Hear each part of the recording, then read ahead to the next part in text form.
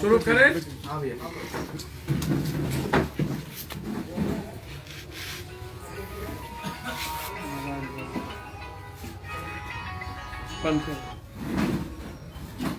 सबसे पहले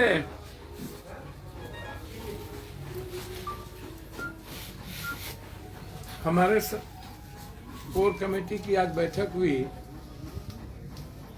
और जिसमें हमारे प्रदेश अध्यक्ष,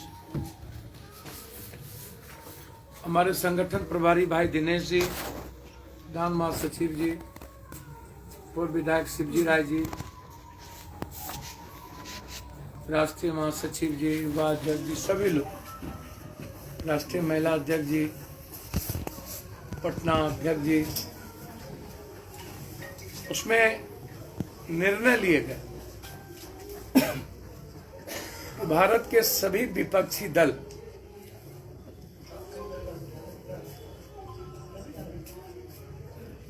किसान के इस संघर्ष में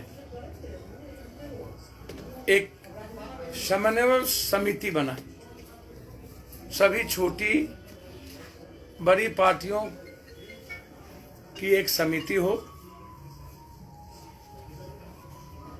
और जो भारत के किसान संगठन के द्वारा जो भारत के वर्तमान और भारत के भविष्य को बचाने की जो एक मुहिम छेड़ी गई है, भारत को टुकड़े टुकड़े होने से जो एक मुहिम छेड़ी गई है बचाने की, जिस तरीके से आज लगातार कभी भारत के संविधानों पर हमला, कभी लोकतंत्र पे हमला, कभी संस्कृति पे हमला, कभी मानवता पे हमला, और फिर भारत के निर्माण में जिसकी प्रमुख भूमिका है वो है दलित, मजदूर वर्ग, किसान, व्यवसायी और युवा। इन चारों ऊर्जावान श्रमिकों पर कठोर हमला। एक तरफ संविधान के नाम पर पूरे देश को गाली देना आतंकवादी, मजदूर वर्गों के आवाज पर उसे उग्रवादी कहना, व्यापारी, छोटे व्यापारियों की जिंदगी को नासूर बना देना नोटबंदी और जीएसटी से और उसे चोर कहना, भारत के निर्माण में जिसकी चौथी प्रमुख हिस्से हैं यूथ की, उसको उन्मादी कह देना, और जब लोकतंत्र और जनतंत्र की बचाने की बात कोई भी इतिहासकार, सामाजिक कार्यकर्ता कहता है तो उसको कंप्लीट टुकड़े टुकड़े गैंग, तो माओवादी, तो उग्रवादी, तो आतंकवादी। इसके लिए जन अधिकार पार्टी ने जिस तरीके से 2006 में नीतीश कुमार जी के सरकार के खिलाफ बिहार में एमएसपी लाने के खिलाफ सड़कों पर उतरी थी, और भारत सरकार के द्वारा जो 3 घंटे में 23 संविधान विरोधी, लोकतंत्र विरोधी, जनतंत्र विरोधी कानून लाए गए, उसके खिलाफ पहली बार सड़कों पर हमारे नेता उतरे और हमारे एक्स एमएलए, छात्र नेता को, युवा नेता को बड़ी पीटा गया, जान से मारने की साजिश रची भाजपा के गुंडों के द्वारा, नरेंद्र मोदी जी का नाम लेकर के, नारा लगाकर।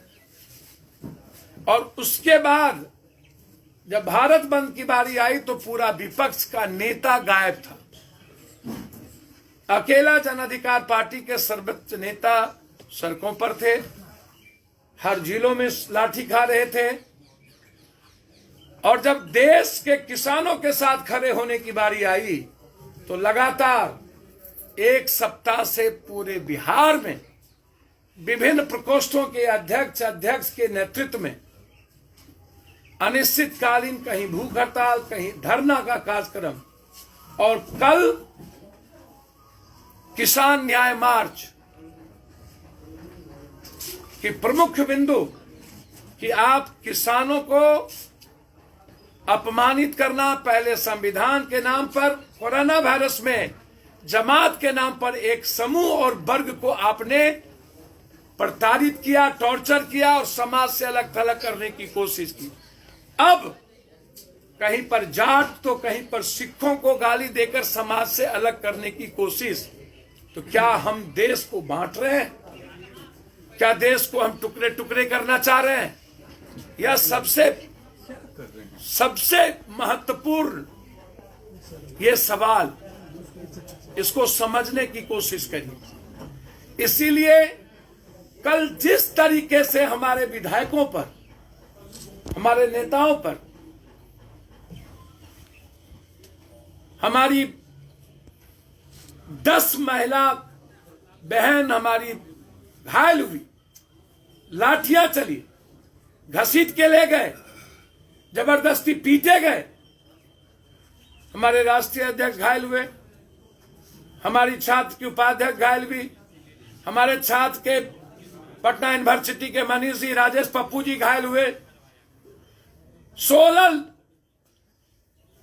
साथियों को 2 बजे रात तक टॉर्चर करना, एक पत्थर नहीं, एक कुछ नहीं चलने के बाद पानी चलना और फिर जबरदस्ती लाठी चलाना और घसीट के मारते हुए ले जाना, जुल्म की बेइंतहा।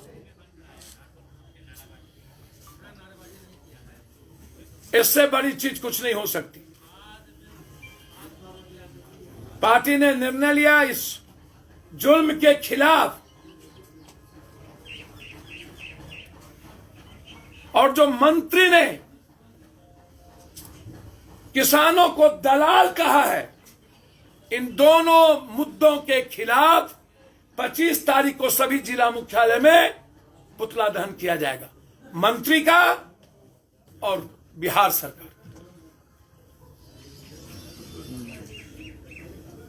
एक अविलंब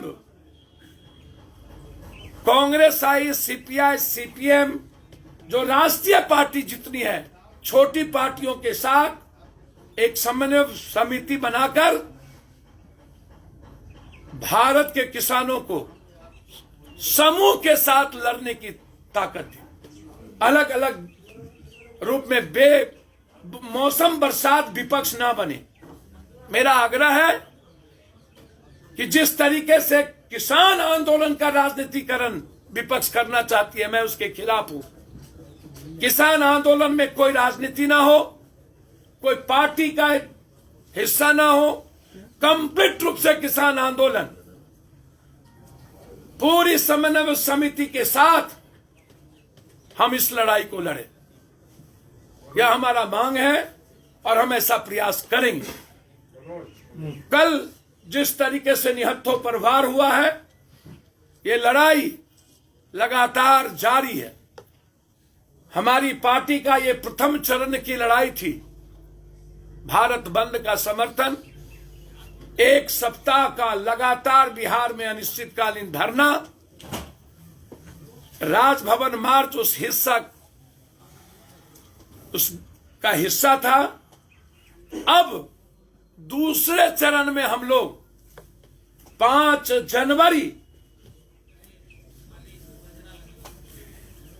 जनवरी को से हम लोग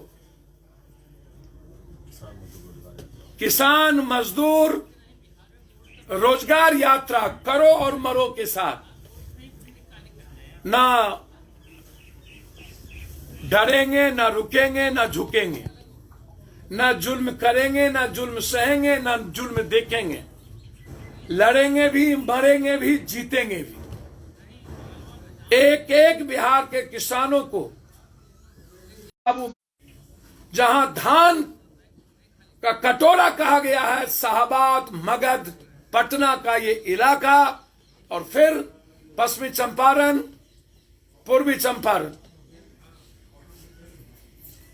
5 तारीख से हम किसानों को बताएंगे कि आपकी 5 रुपये की आलू 50 रुपये में बेची जाती, 2 केजी आपसे गोभी लिया जाता, 20 रुपया में बिहार और 30 रुपया में दिल्ली और 80 रुपया में मुकेश अंबानी के मॉल में बेचा जाता, अदानी के मॉल में बेचा जाता। गेहूं हमसे लेते हो 400 में, 400 किलो में बेचते हो मॉल में।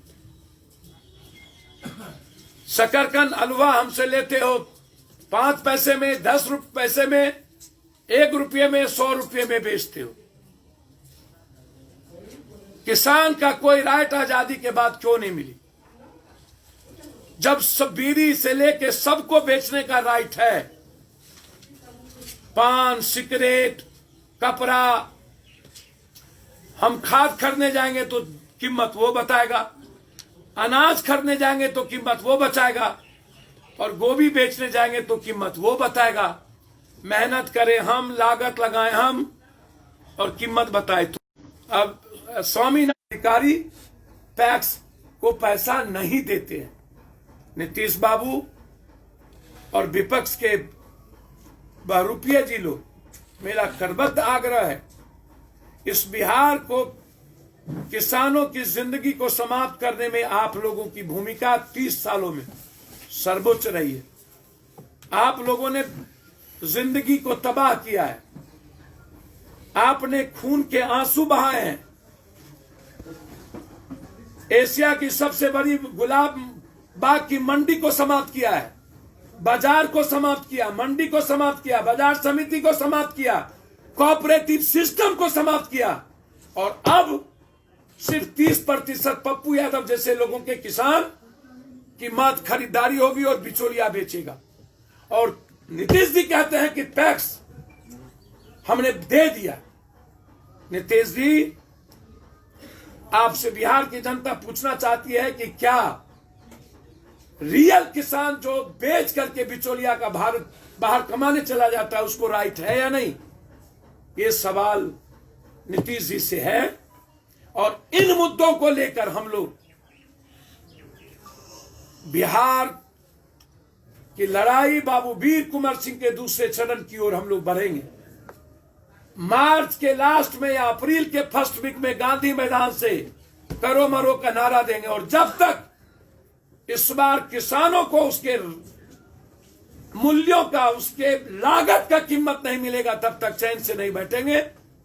चाहे बिहार को बंद करना पड़े, भारत सरकार की एक एक ऑफिस को बंद करना पड़े, चाहे अंतिम में करो मरो के साथ भारत सरकार के रेलवे को रोकना पड़े, बढ़ेंगे, लड़ेंगे, मरेंगे और जीतेंगे। इस लड़ाई के साथ हम लोगों ने निर्णय लिया है कि हम लोग बिहार के किसान, जो सबसे बड़ी दुर्गति जिसकी है, भारत में सबसे ज्यादा यदि कोई स्थिति है तो बिहार सरकार की, इसको लेकर ये दूसरे चरण की लड़ाई 5 तारीख से बाबू वीर कुंवर सिंह से शुरू होगी, और अंतिम भारत सरकार की एक एक दफ्तर में ताले, और कोई ट्रेन हम जाने नहीं देंगे बिहार के द्वारा। ये लड़ाई आर पार की होगी।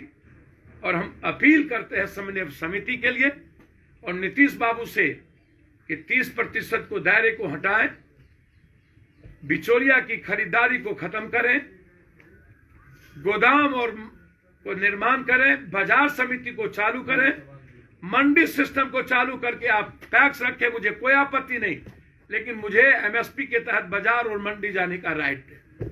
बस यही मेरा आपसे आग्रह था।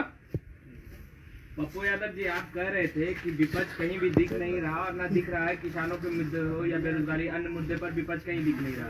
तेजस्वी यादव कह रहे हैं कि किसानों के मुद्दे पर सबसे ज्यादा मुकदमा और लाठियां राजद के नेताओं ने ही खाई। मुझे तो समझ में नहीं आता है।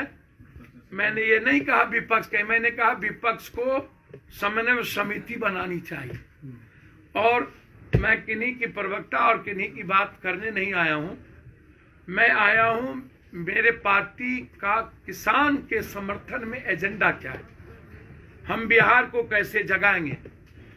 30 सालों में विपक्ष और सत्ता पक्ष, जो वर्तमान का विपक्ष है तब के सत्ता पक्ष, उन्होंने बाजार समिति को समाप्त किया, उन्हीं के रीजन में कोऑपरेटिव समाप्त हुआ, उन्हीं के रीजन में सारे गोदाम बंद हो गए, अनुमंडल पर जो बाजार समिति थी वो समाप्त हो गई, चीनी मिल बंद हो गए, उन्हीं के रीजन में राइस मिल बंद हुए, उन्हीं के रीजन में किसान की दुर्गति हुई, नहर समाप्त हो गया, उन्हीं के रीजन में बाढ़ और सुखाड़ से जिंदगी हमारी तबाह हो गई। मैं सवाल पूछना चाहता हूं विपक्ष से और सत्ता पक्ष से, 30 सालों में बाढ़ और सुखाड़ क्यों नहीं हुआ?